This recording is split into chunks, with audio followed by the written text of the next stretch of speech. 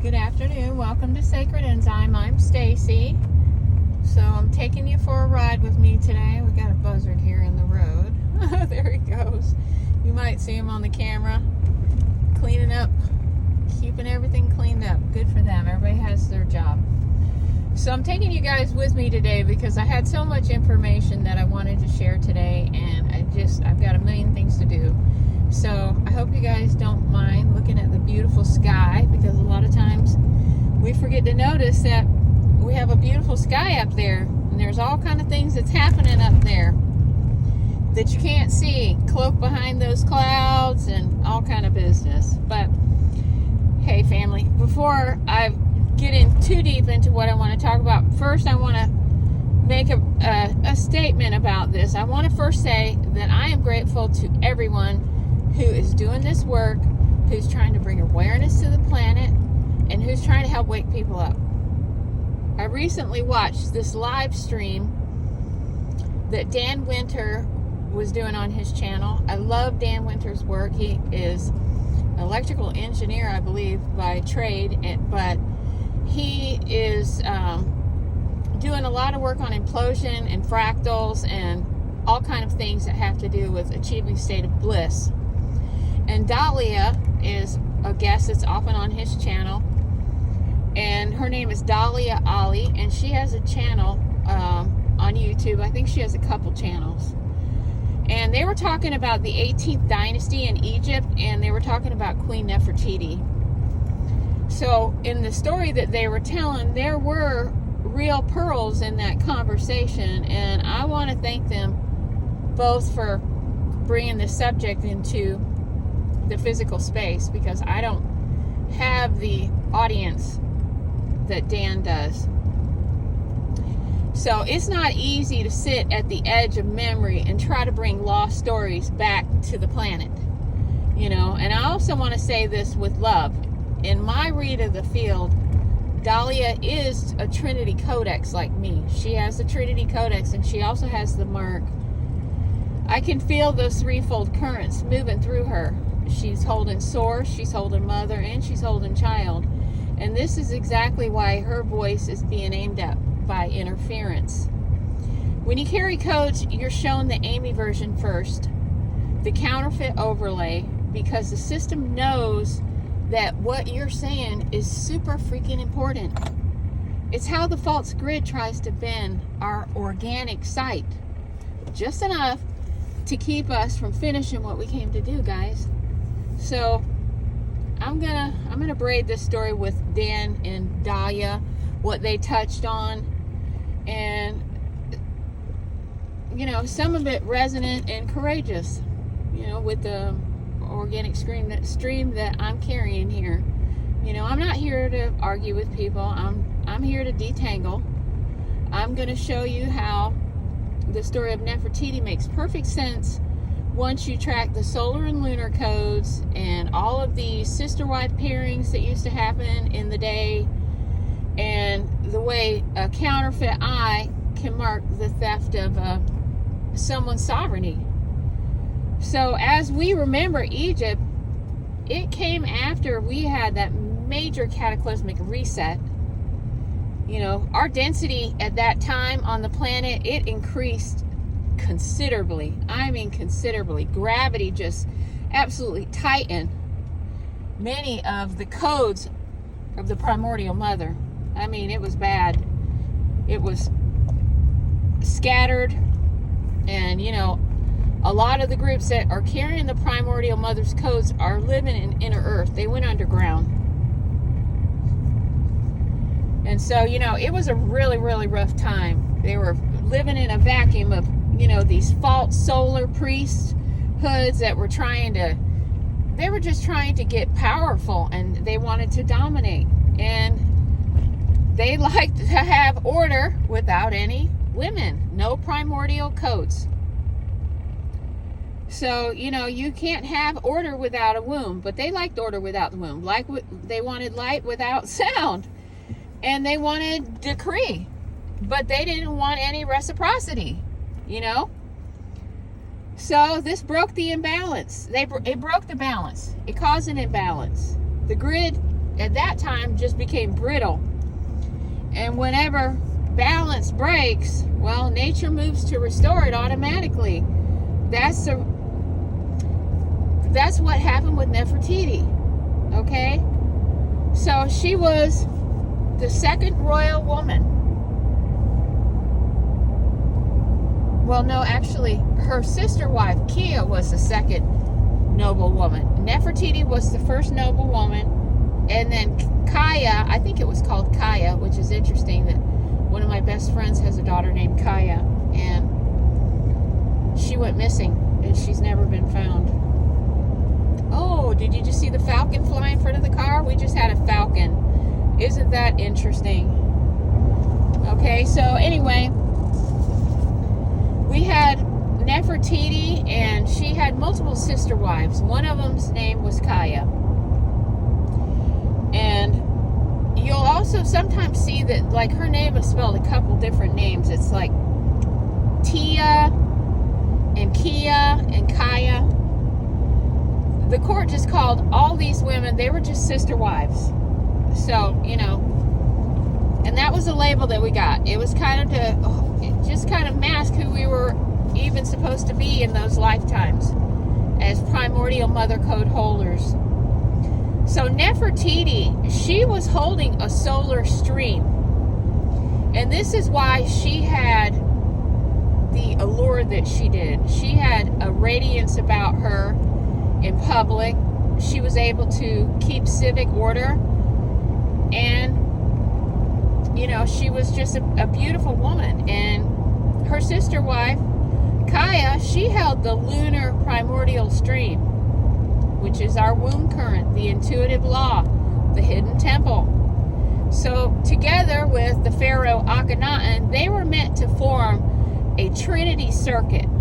This was to create back on the planet the codes that got destroyed when they started making dolls and they created Adam and Eve. Okay? So we were trying to bring codes back during this time. It was the solar lunar sovereign codes, rebraiding everything after the cataclysm. And, you know, so when those two braids are cleanly hooked together, the gates on the planet can stabilize. And, you know, everything can heal at that point. That's why it was so important for Noah to bring all of the genetic codes through the Stargate, because you had to bring back, after the reset, you had to bring back the software to plug back into the mainframe. That way all the programs are running right. Do you understand? See, this is why we have to, and I'm going to go into this in another video, but we have to start looking at the human body as a biological, computerized meat suit, folks. It's not, it's just a shell. It runs on programs, okay? So if you build power on a one-eyed sun, the day the moon walks back, it is the day that your scaffolding shakes. So the resistance, it came on fast. I mean, it was slander and erasure and substitution that was going on during the 18th dynasty.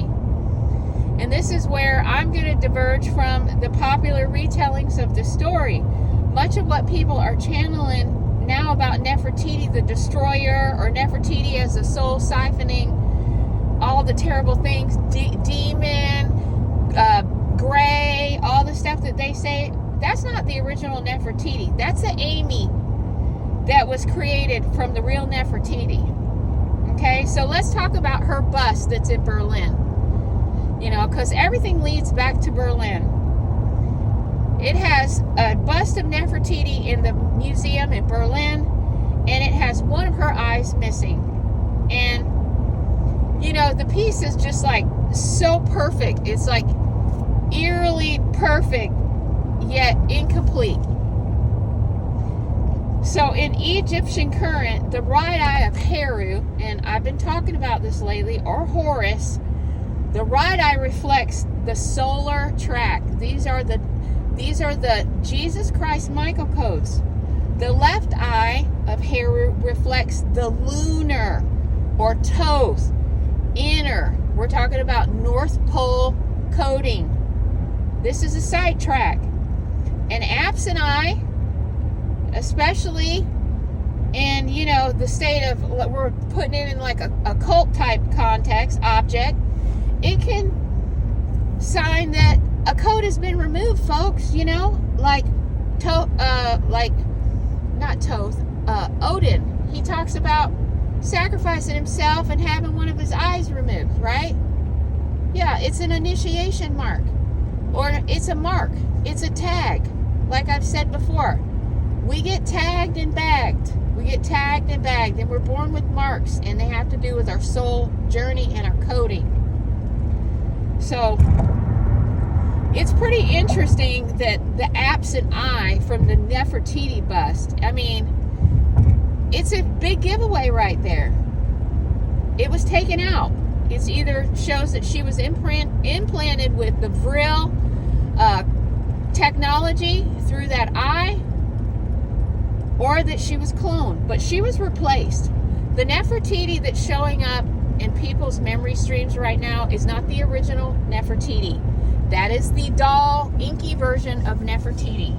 That is the M1 queen. That is not the original primordial mother stream. It was taken over. Why many modern visions of Nefertiti feel half true is because they're reading the doll version, guys. It's not the sovereign Nefertiti. So, you know, what happened, it likely played out in the mundane ways that, you know, power always does. We got a senior patriarch here, often remembered in streams as connected to the sister wives, and that's because he was one of the sister wives' dad, and he was working for the Black Sun groups, and he came in as father-in-law, and he toppled the whole 18th dynasty. You know, I don't know whether it was for pressure or for fear. And, you know, Akhenaten, I'm not sure exactly what happened with Akhenaten. If he willingly went along with the Black Sun group, or if he, you know, was intimidated, if he was pressured, if they threatened him, you know. Either way, you know, it places him where many of these rulers in the past have landed themselves during grid wars, on the wrong side. So Nefertiti, the destruction of the line, Davidic line, that is the false AI matrix, folks. That's not the true template. So this isn't an Egypt only phenomenon, but this is like the same arc that we find again and again and again. We've got these clay dolls, these early M1 vessels that were created here from our original forms. Our original forms, we used to be like animal hybrids, I'm telling you. We used to use statues that were all over the world, those big, beautiful, lifelike statues. Those were like intercom systems. Before the hijack, Primordial Mother could speak through stones. I mean, this is one of the reasons why we built everything out of brick, folks. The missing eye is a mark. It's a mark left to art. But it's to telegraph an incomplete vessel. The vessel of Nefertiti is not complete. So she's a doll that was created with a defect on it. And let me talk a little bit more about what I mean by Amy. When I say Amy, I mean counterfeit mother program. Okay, the artificial field that mimics nature, mimics gnosis, while quietly harvesting you. It uses our symbols, our Heru eyes, our queen archetypes, all of our priestess language. It flips the current on us. But also, what boosts content most right now is enough truth to magnetize, even through inversion. So, like what I'm trying to say is, like, when you see channels that are getting like 10,000 and 15,000 views, repeating the distortion, please understand, this is not a dig at these channels, guys. It's an x-ray of the system. The false grid promotes the near miss. because it likes to preserve the confusion, folks. It shadows the fully organic, okay? Because the fully organic is what's going to restore the grid. Okay? It restores coherence. Numbers are a weather report. They're not a verdict. So, I want to be explicit. I want to say thank you to Dan, to Dahlia. I mean that. Stepping into memory, it's brave work, folks. And Dahlia, sister, your left eye hair stream, it's real. It's real. I say that with respect. I'm here asking the field to refine the message, calibrate lunar back into solar, and pull the counterfeit eye out of the narrative. Because once you do, the smear dissolves and the sister-wife trinity becomes visible again. Discernment isn't dismissal. It's love with clear eyes. So from here, I'm going to walk you through like a simple map, if I can think of everything, of a solar, lunar, sovereign codes and how sister-wife pairings anchored them, and how the 18th dynasty sits post-cataclysm, and why that timing demanded the lunar return of the codes. I mean, the codes had to come back because the planet had been reset. You know, we're going to talk more about like the gate logic of things, like which codes pass which gates and why missing eyes matter. And we're going to talk more about like all of this stuff about this doll tech, how all this doll tech evolved. Because, you know, it talks over and over again through the Bibles and the ancient books about them building homunculuses and how they would, I mean, that's when I first started learning about alchemy and my gardening, was when I started studying about them building homunculuses and what they were building these homunculuses out of. And one of the things that I learned that it has to do with putrefaction. So, I want to talk more about how this doll tech evolved, and, you know, how we can live practically. You know, we've got to be practical living. And us living organic, you know, we got to be back to putting our hands in the dirt, working with seeds and service to others. So, you know, let's bring the real Nefertiti back into history. So I'm riding along this road here, and this is one of my favorite roads, and it's a sacred road.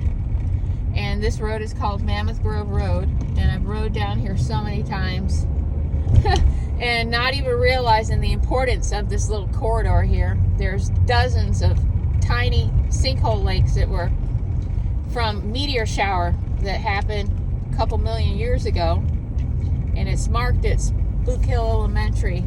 They have a hill called Spook Hill, and it's where a piece of the meteor is. And because of the magnetism of it, that a lot of times people will sit their car at the base of the hill, and their car will roll up the hill because it pulls the car up. It's like, it's magnetic. So it's like this big legend that's been there for a long time. And then the other thing is that there's a legend of a giant alligator that fought the Indian chief, and I honestly think that that's not an alligator. I think that was when the Draco came here, and it was during Atlantis. You know, they had these areas around Florida that never went underwater. Central Florida has always been on a sandbar. It's never been submerged. So this is why there's so much archaeology here in Central Florida. Mammoth remains, all kind of old animal remains that are throughout here. They even had weasels in Florida, believe it or not, weasels. So, you know, it's really interesting that when you go back and you go to the library and you get these books on early archaeology in the state of Florida, all of the interesting animals that they found that we would consider not to be native here. But the weasels was one of them. We used to have wolves here, black wolves. And from what I understand, there have been a few sightings of these black wolves in Florida. And we've had people that have come here doing TV shows that go through the Florida scrub forest looking for, Bigfoot or whatever they call them here, Sasquatch, skunk ape. We have all that here. It's all here. These are sea gates out here that are going through dimensions from the Atlantean timelines to our timeline. It's a sea gate. It's a sea gate. Walking Water Lake is a sea gate. So they're building construction all out here now. It's just absolutely devastating. They've pulled up all of the orange groves. I'm so disgusted with the citrus families out here that sold off Mother Nature for $1. They sold their souls. All of the orange groves that were planted so many years ago in Florida have all been pulled up. They're building houses on top of the orange groves. It's just, they're putting construction all over the state of Florida. Not a coincidence. They're doing it to damage the grid, pulling up all of the plants. We can't let this happen, folks. We can't have this happen. Literally, when I was driving down this road, I had a bobcat run right out in front of my car because they have no habitat. Their habitat is being destroyed. It just pisses me off to no end. But we can make a difference. We can make a difference. People, you got to stop. You got to stop being involved in the materialistic side of the planet, because you're going to go down with the ship. So when you come and find me, I'll be here, because we're living in the past, present, and the future, and we're going to untangle all of this stuff, and we're going to get back to the real primordial timeline. And so we have to stop talking about Nefertiti, the original Nefertiti, as being a demonic soul-sucking gray. But the original Nefertiti, the primordial Nefertiti, she was here bringing codes back. She was bringing codes back. And the 18th dynasty was completely hijacked. That's why Nefertiti has her eye poked out in her bust. This is why all the depictions of her have been chiseled off the walls. This is why. She was carrying the codes. So thanks for spending 22 minutes with me, and I think that's a good time to stop since we're talking about mastery here. So when you come and find me, I'll be here, living in the past, present, and the future. Don't forget to share and like the video. We've got to get the message out, folks. Thanks for watching Sacred Enzyme. Have a beautiful day. Bye-bye.